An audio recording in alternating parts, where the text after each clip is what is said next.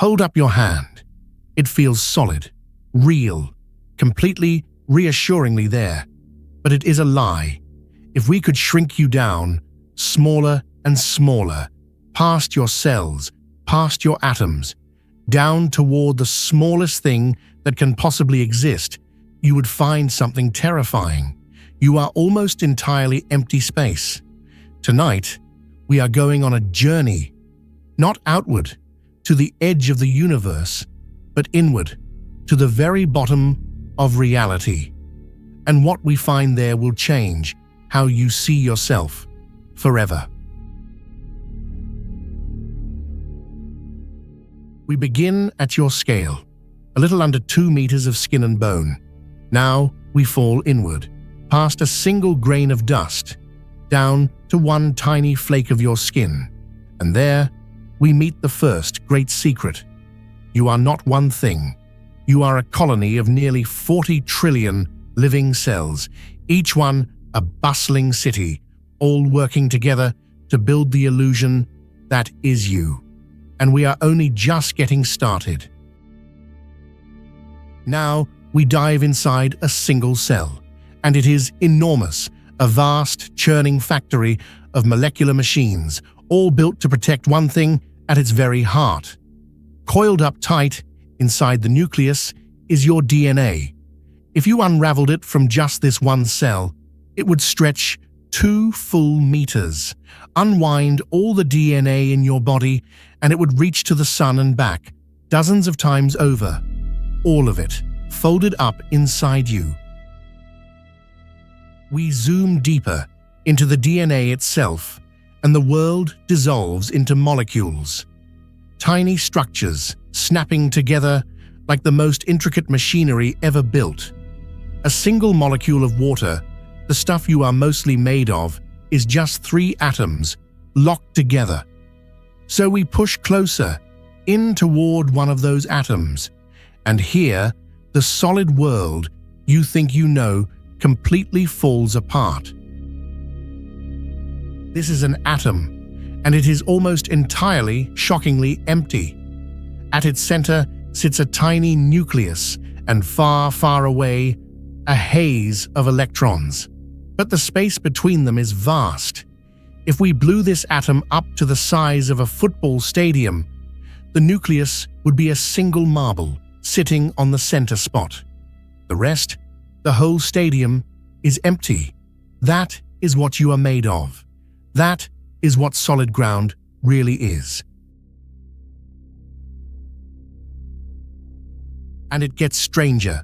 Those electrons circling far out in the emptiness are not tiny spinning balls. Down here, the rules of reality break.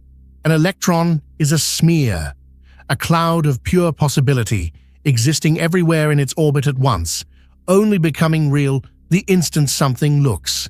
This is the quantum world, and nothing about it obeys your common sense. Now we plunge toward that lonely marble at the center, the nucleus. Here, crammed into an impossibly small space, are the protons and the neutrons, the heavy heart of the atom. They are bound together by the strong force, the most powerful force in all of nature, a glue so fierce that breaking it unleashes the fury of a nuclear bomb. But even these are not the end of our journey. Because we can go smaller still, we push inside a single proton and find 3 tiny points, trembling, dancing, bound together by an unbreakable force. These are quarks, and here lies the deepest secret of all. The quarks themselves weigh almost nothing. Nearly all of your mass, all of your weight, is not stuff at all.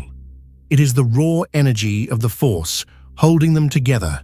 You are not made of matter. You are made of energy, frozen into place. So, how small are these quarks? The truth is, we do not know. We have smashed them together at nearly the speed of light, looked as close as we possibly can, and found no size at all. As far as we can tell, a quark is a single point. A place with no width, no depth, nothing to measure. An infinitely small speck, and yet it helps build everything you have ever touched. But the journey does not stop, even here, because empty space itself, the void between everything, is not truly empty. Look closely enough, and reality begins to boil.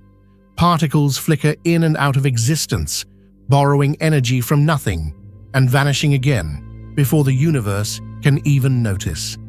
Physicists call it the quantum foam.